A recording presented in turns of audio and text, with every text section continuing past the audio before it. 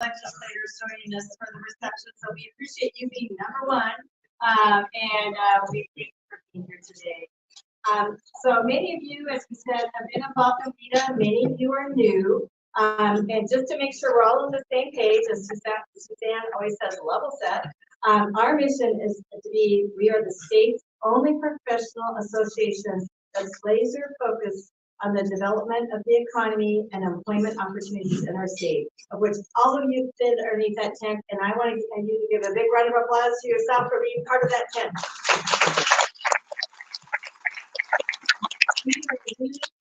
You'll see through all of our different programs to retaining, expanding, and recruiting jobs and investment across all of Washington. We're working very hard to partner with leaders across the state to help policymakers and others understand the importance of economic development to sustaining and growing strong communities through inclusive economic development.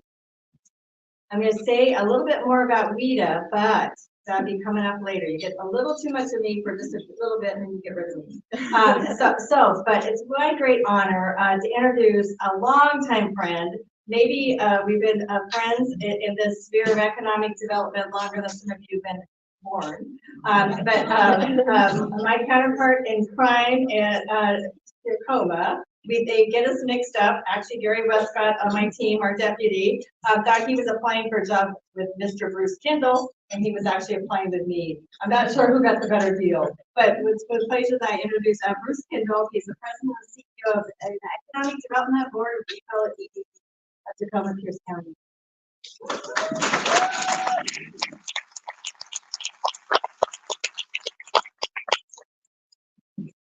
Thank you, Betty. Really appreciate it.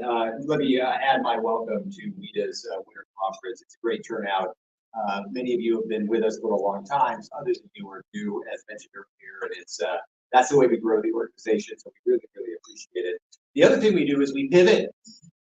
You all pivoted during the pandemic. You probably pivoted this morning when the weather came in, or last night. And so we're pivoting with our land acknowledgement. We have, instead of the name that appears on the screen, we are honored to have with us the Nisqually Tribal Elder Bob Ayel to my right. Some of you know Bob, and I'll give you a quick background. And his bio is in the swap card. You can check that out. Mr. Ayel is CEO of the Medicine Creek Enterprise Corporation, which is part of the Nisqually tribe. Among many other things, he oversees the economic development workings of the tribe, including the Red Wing Casino, the Nisqually the business that is Nisqually Construction Services, the Nisqually Communication Services Enterprises, and many, many more. We are so pleased to have him with us today, so please join me in welcoming Bob Ayel.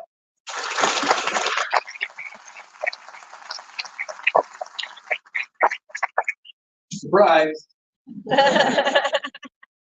We intended to have Chairman Frank from the Nisqually tribe wanted to be here with you today, and he had wound up having to take another trip. And so Councilwoman Squally was kind enough; she was going to fill in for him. And within the last 20 minutes, something came up, and she was unable to make it. So I'm certain they are both out somewhere in the community doing good deeds.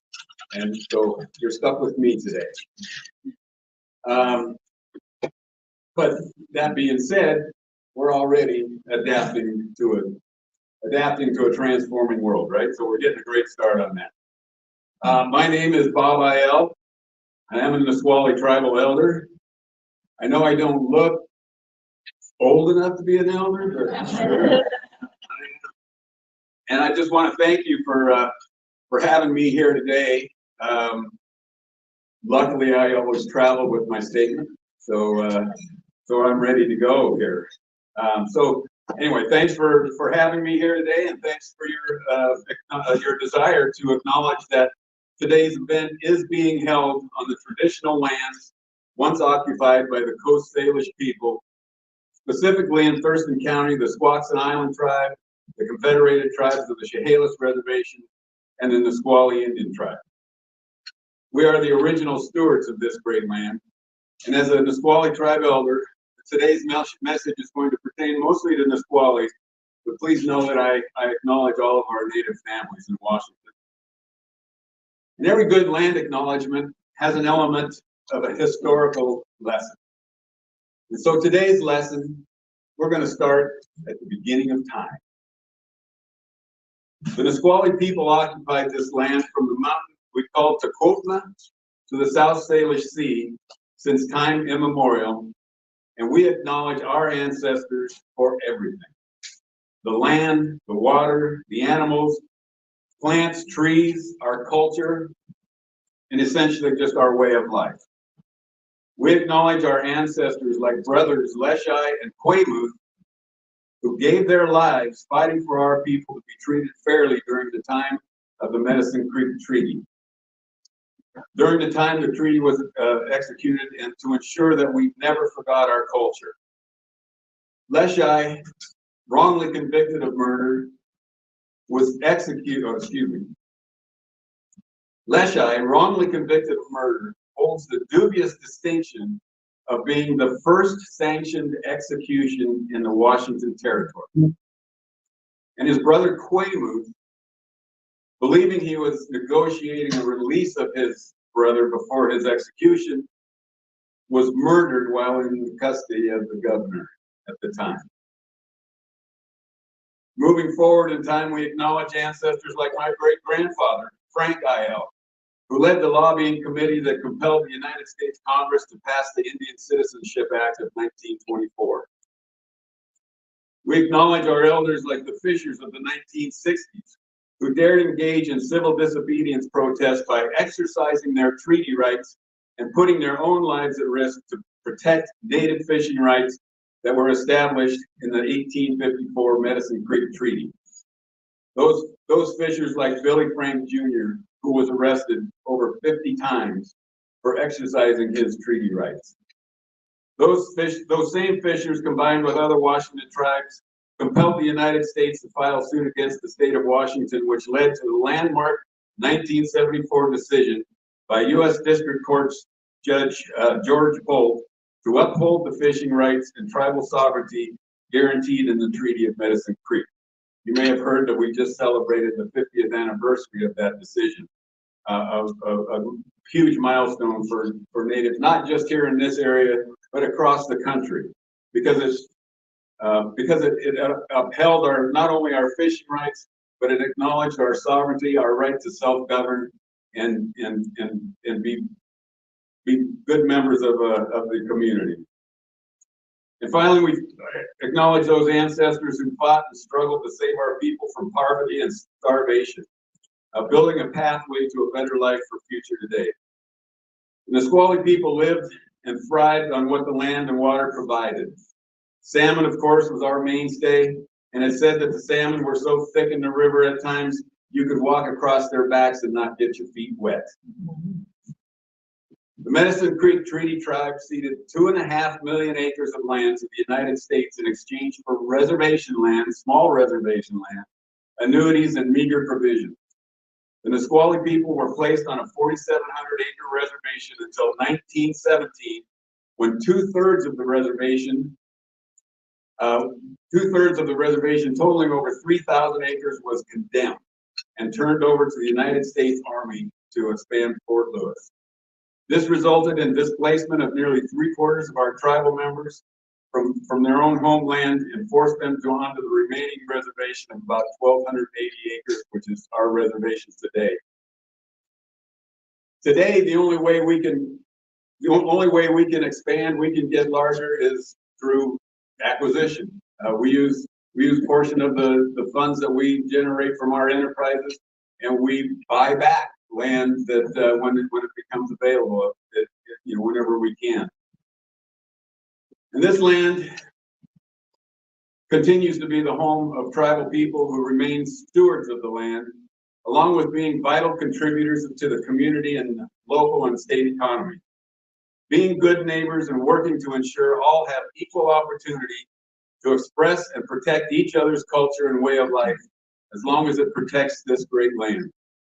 We appreciate your awareness of our people who live, work, and play here, and I invite you to continue your efforts to learn more about the true history of the original inhabitants of this land, and to to continue to include our story in your future endeavors.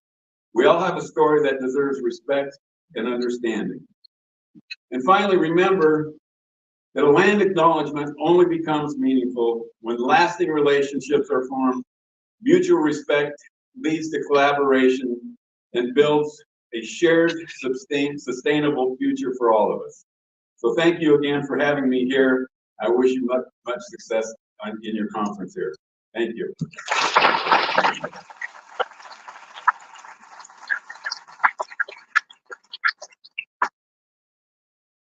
Thank you, Councilmember Ayala. I also wanted to give a shout out to the Nisqually tribe, since with Pierce County, we share the Nisqually tribe with Thurston County, and you've partnered with in many different areas, but including broadband, extending broadband. So thank you for that. We appreciate everything that you're doing to be good community leaders in economic development with us. So now we get the pleasure of hearing from the mayor of the city of Lacey, Andy Ryder. Mayor Ryder has been on the Lacey City Council since 2010. He was elected mayor in 2014. The mayor understands small business well, and isn't that wonderful? You can have an elected official understand what we do. He's been the owner and CEO of Shirt Clean Car Wash in Lacey for 27 years. He received his BA from Whitman College in Political Science and also studied at Creighton University and Evergreen State College. Mr. Mayor, would you please come join us for your welcome?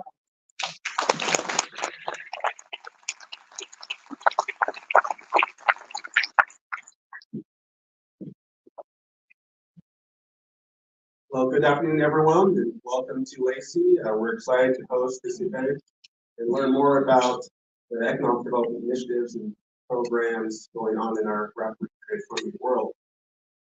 Today, I'd like to focus on 4 areas that highlight the Lacey way. And I'm going to brag a little bit. The microphone in front of a politician is what you get. The first area I'd like to talk about is, of course, economic development.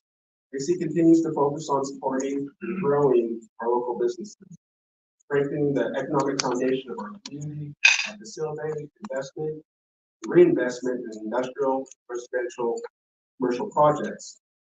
And we want to be collaborators that help businesses thrive by offering programs and services that improve adaptability, allowing them to quickly respond to changing business environments. As a city, we foster a culture of problem solving, predictability, consistency, and responsiveness, maintain high standards on working in partnership across the counter to achieve our community vision. Well, this doesn't happen by accident. As a mayor, I believe my job, among many, is to be the chief economic development cheerleader in Lacey. Every new business receives a letter signed by me personally, welcoming and thanking them for investing in our community, along with a list of resources to make sure they get started on the right foot. Council also passed an ordinance in 2015 that exempts for their first 3 years P&O taxes in Lacey for businesses grossing under $500,000. This all stems from Lacey's strong belief that cities are at their best an effective and efficient, fast and fair service provider to their citizens and business community. We believe this sentiment is essential both the legislative branch and executive branches of local government, down to the public servants who carry out the tasks. The results show our commitment to this philosophy. For the past few years, we've seen a substantial private sector investment in this. This is a testimony to our city's long-term planning efforts and innovative economic initiatives passed by our council. The keystone to this work is our former Community and Economic Development Director and now City Manager, Rick Watt. We believe success starts at the top. We believe it's vitally important that your Chief Executive Officer understands and has a dedication to economic development. And we appreciate Rick for helping the entire organization focus on our priorities and tirelessly advocate for Lacey. In Thurston County, home to Lacey, which I believe has had a huge impact on the state, was recently rated extremely high in national economic development rankings. For example, Chimera Economics rated Thurston County #2 in the nation in economic strength in prime workforce rankings. The Milken Institute ranked us number 9 in the nation for sustainable growth and resilience. In 2021, Wallet Hub ranked Lacey as the #1 city in Washington State to start a small business. This clearly demonstrates that our commitment to helping businesses thrive in Lacey has a positive and profound impact on their success. Next to the first area, the second area I want to discuss is growth. From an economic perspective, one of the best indicators that a city or a metropolitan area is healthy, of course, is growth. We've all heard the adage, if you're not growing, you're falling behind. By this metric, we're not falling behind, we're actually leading the way. In fact, Lacey is now the largest city in Thurston County, and at almost 60,000 residents, and will not be slowing down anytime soon. Drive through Lacey, you'll see new additions on a regular basis. This last year, we welcomed Tech Equipment Truck Dealership and Service Center. By the way, of all the cities they've done business with down the western United States, they said that the city of Lacey is ranked #1 in satisfaction. We also had 23 Kitchens, which is part of the new Hope and Day Town Center. We opened a new multi-care emergency facility, which is just a part of our growing medical services. And actually, the list go on and on. We're also going to see growth in multifamily residences, and with more coming to our central Lacey Midtown district. In total, we anticipate over 1,800 multifamily, 291 single-family units coming online soon. And that is building on the 2,300 multifamily and 300 single-family units that have been committed since 2017. This leads me to the third area of today's discussion, partnerships. The City Council has consistently made investments in training opportunities for our small businesses, startups, as well as our more established businesses. For example, the city provides funding and scholarships to access training programs in the Thurston Economic Development Council.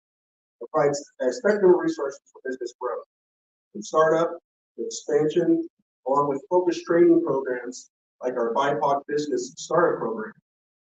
All these programs provide support to empower our local entrepreneurs to be successful and help navigate what seems to be a never-ending list of new requirements passed down from the state and federal government. If you have questions, we do our best to help you find the answers or connect you to our partners, which is the least we can do. In the past few years, we've also launched the food truck depot to create opportunities for restaurant entrepreneurs. This project has been widely successful.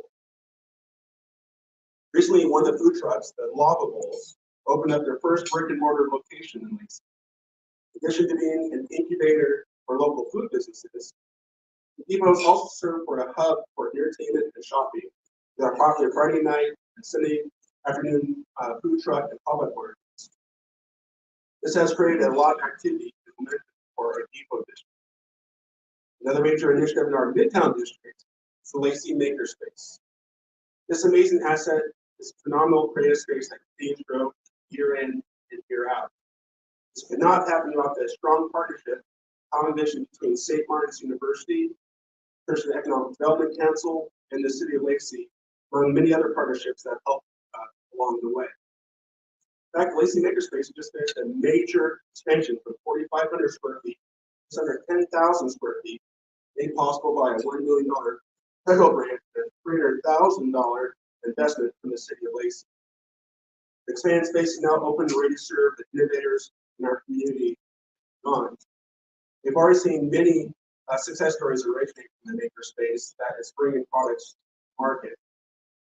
One of Lacey's most important partnerships about how one of the biggest impacts in our region, probably going back to when Tumwater was brewing beer. Lacey is very excited that this past year the Nisqually Indian Tribe announced their development of the Quaalude Village and Quaalude Resorts. Combining our region will finally see the development of a major town center surrounding Cabela's that will conceptually have the Quaalude Resort area with a 350-room hotel, 1,000 square feet of multi-purpose center for conferences and events. This is desperately needed since our only full-service hotel in the region, Pride Comfort Space, which was also our largest hotel, is recently no longer on the market. A couple of concepts being considered from the Quayview Village portion. One alternative is to conceptually have 900,000 square feet of commercial uses, 320 units of residential, and 200 room hotel. The second alternative would be more recreationally focused. The city has collaborated for years with this leadership, starting back in 2014, when one of my first acts as mayor, we signed an official accord between the tribe and the city of Lacey. This accord focused on several mutual interests, but specifically identified economic development. Based on this collaboration, we're very happy to see an endeavor of this magnitude start to come to fruition. By working and supporting our longest neighbor, we're proud that tribe was also able to sign a sales tax compact with the state, recognizing Lacey's ability to continue to collect our portion of the sales tax transactions that are not between tribal members.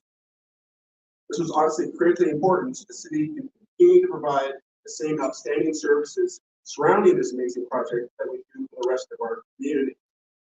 While they are still a few years out, these projects are anticipated to create 4,000 short-term construction and over 2,000 permanent jobs. It's no exaggeration when I say these projects will be game changers for Lacey and the Squally tribe and our entire region. The fourth area that highlights the Lacey Way is infrastructure and future planning. This year, we've had over $100 million in road, facility, utility infrastructure projects on the books that will help support, facilitate private investment in our community. We're building a new state-of-the-art police station and regional training facility to help serve our rapidly growing population. Also, will enhance one of the main economic drivers of the South Sound, the regional athletic complex, by adding an upgraded and expanded parking lot. We're also beginning to work on developing the phase 3 of the regional athletic complex to expand the offering of athletic fields and events, bringing more people to Thurston County and our local businesses. That could potentially include a baseball stadium or an indoor facility. We've also consistently maintained our streets and sidewalks, which has made it possible thanks to our additional help for our voters who chose to fund our transportation benefit district with a 0.2% sales tax in 2016. In 2017 to 2023, the city has invested over 20 million of these funds that has allowed us to leverage millions more, which has led to a 96.4% of our streets rated in good or very good condition. The pavement condition index score citywide as one of the highest in the state. All the work I've highlighted doesn't get done in the back. It's done because of great leadership, hard work, robust relationship building, true collaboration, strong local public and private partnerships, and the dreams and efforts of our local businesses and entrepreneurs. AC believes that it takes public investment to meet private investment. Sometimes it is the public investment that spurs on private investment to have the tax base my community needs to provide the services my constituents want. The City of Lacey has seen a lot of success through strategic investments, innovations, partnerships, and we plan to continue this recipe going forward.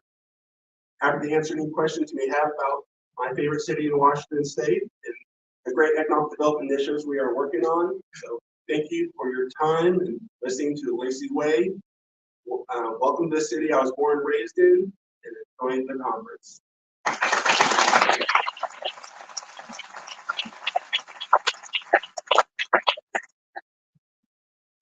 Thank you, Mr. Mayor. Wow, makes you not want to leave Lacey. Makes you want to take your home to our community to make sure everyone has the top down, and you can see why you've been elected to office for a long time. So keep up the great work, and we know you partner with our good pal Michael Cade. So thank you for all of that too. So now we're going to kind of move. So you heard a lot of cool things about Lacey. Now I'm going to tell you some cool things about WEDA, just in case you don't know some of those pieces.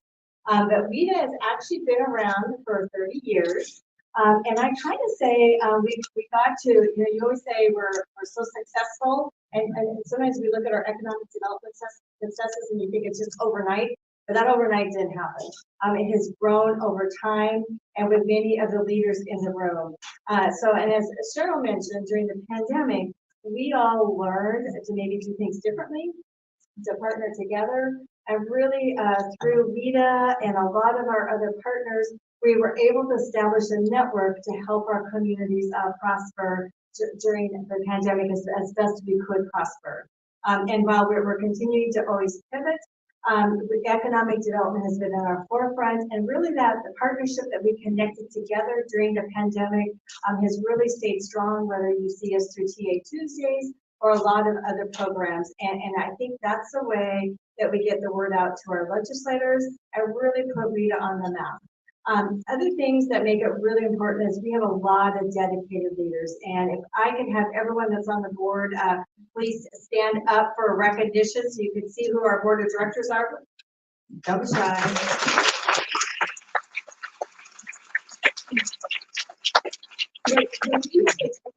This board, and they're all have great ideas and goals. They're helping WEDA move and transform, and as I say, pivot. And we just hope you can connect with them. If you see ideas and concepts, please funnel them into us, because that's how you stay healthy and that's how you grow. We also have some past board members with us, and if any of you are here, please stand up so we can appreciate you for your recognition. Hey, now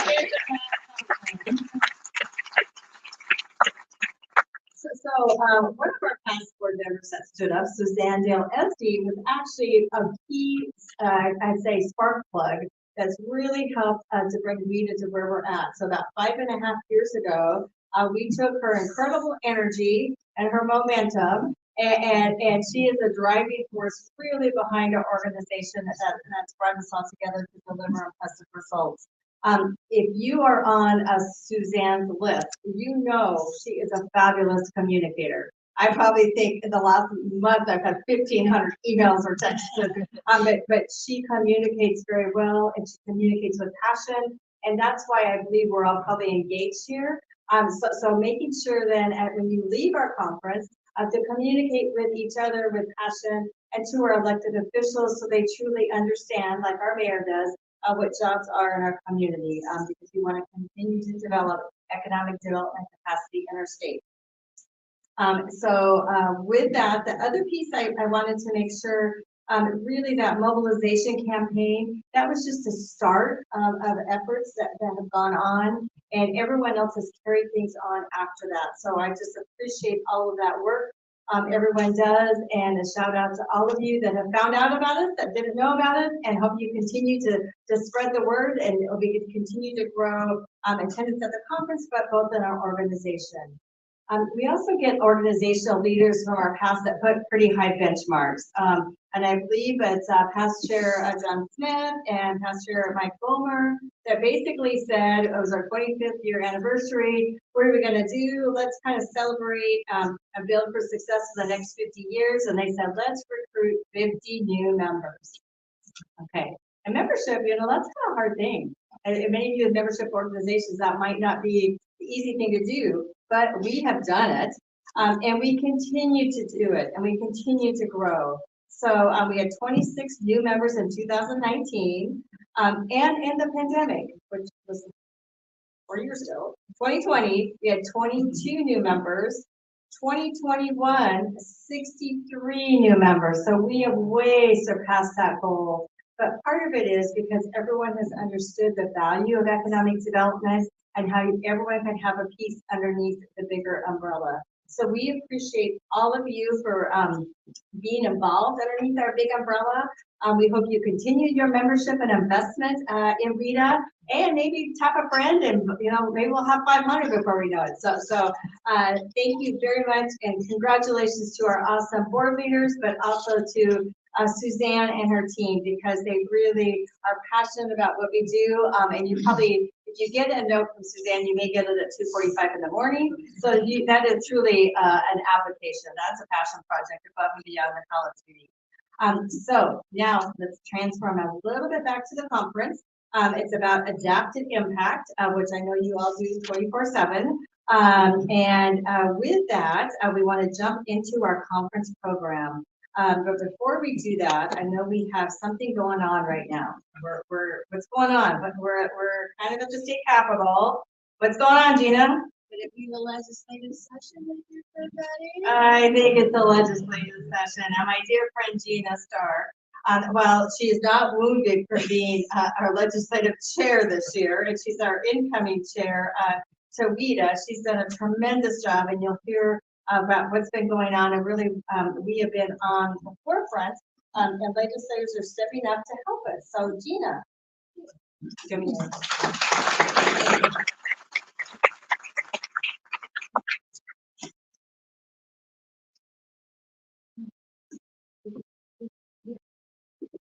I think I got it until I don't, right? Isn't that usually how it goes?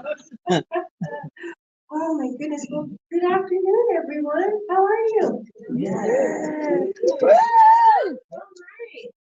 Well, as Betty said, my name is Gina Stark. I'm the Economic Development Project Manager for the wonderful, beautiful Port here in Whatcom County. It's the last county before Canada.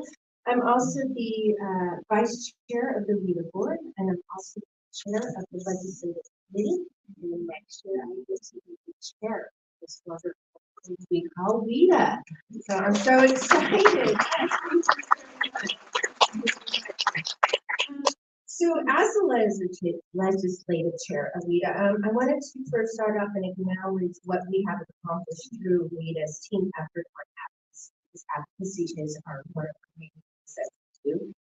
If you look here, we network, educate, and advocate, right?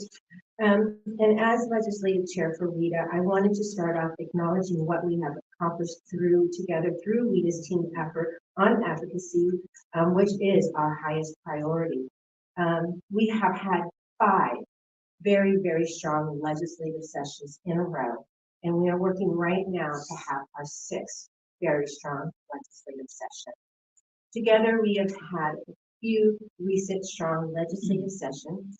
2023 was particularly strong, and we made some solid gains again here in 2024.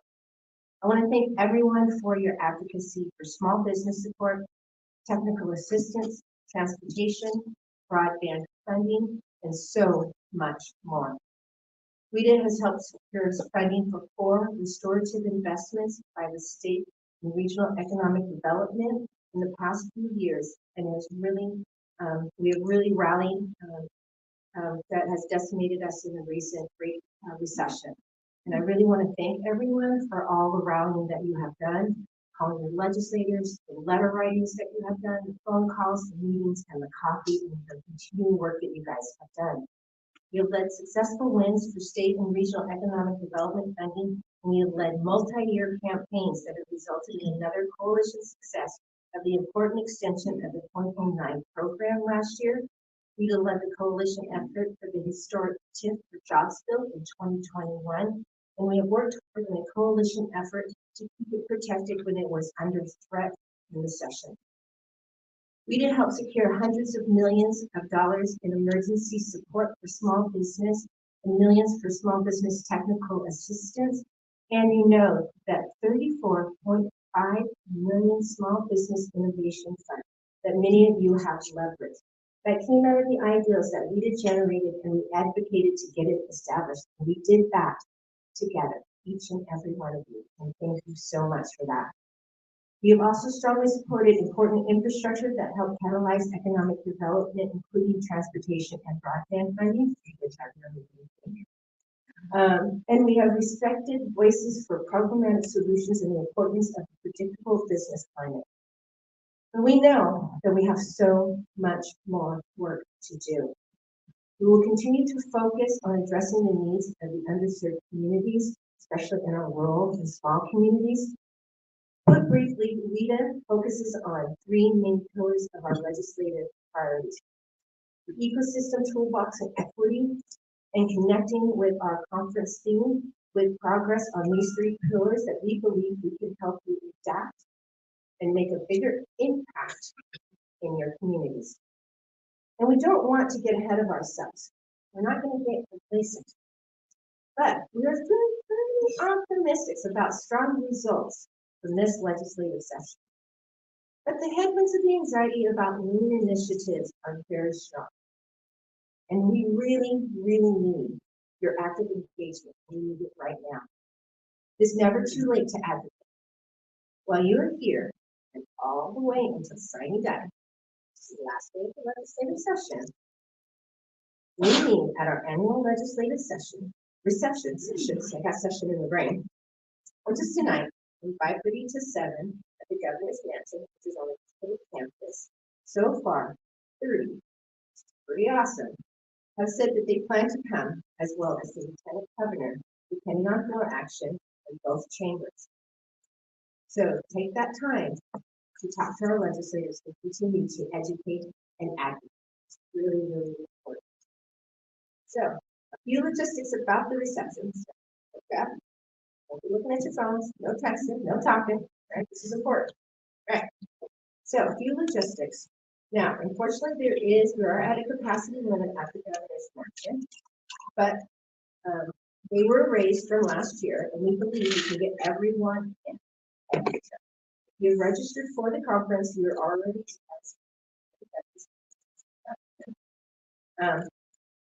But if you can't stay for the reception, please let the meeting staff know by telling them after we right away, so we can make sure that everyone who wants to attend can attend. And if you are coming to the governance, make sure you have your you have a list of everyone. So that's good. All right. Now, we will be talking more about the WEDA 2024 legislative agenda tomorrow with a panel of our partner organizations, panel of legislators. But I wanted to call to your attention. You can find several copies of our WEDA legislative agenda spread out on the tables, and it is posted on the front page of WEDA's website, and that is wedaonline.org.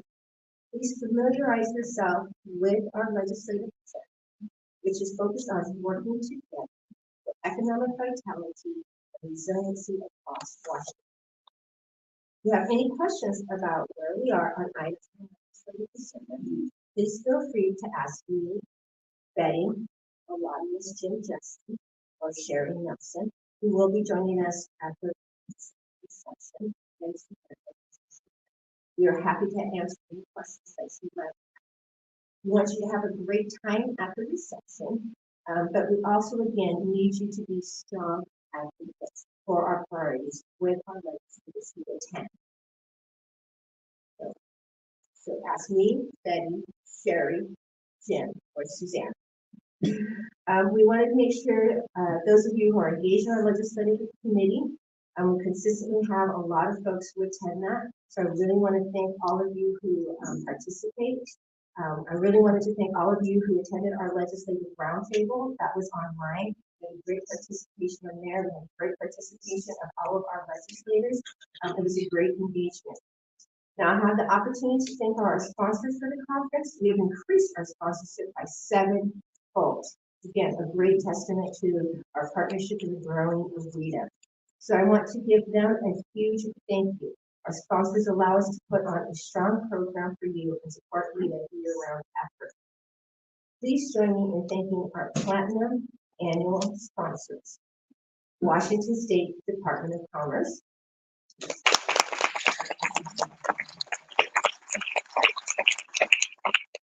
our gold annual sponsors, Pearson Economic Development Council, Pierce County, Impact Washington, Greater Spokane Incorporated, the Port of Seattle, King County, and Economic Development Board for Tacoma Pierce County.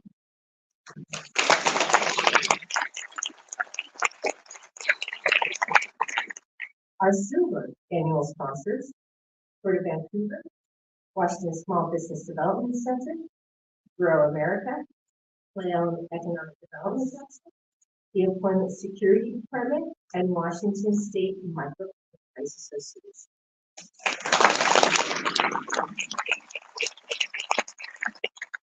Our grants annual sponsor, Washington Minority Business Development Agency Business Center, Economic Alliance Snohomish County, Columbia River Economic Development Council, Yakima County Economic Development Association, and Kitsap Economic Development Council. And we also appreciate the support of our conference sponsors, Swap Card and Pacific Power. Appreciate all of you for attending, and thank you for all of our conference sponsors, Swap Card and Pacific Power. I think I already said that. And so now I am going to hand it over to my wonderful friend, Mandy Wallner, our conference planning chair. Mandy?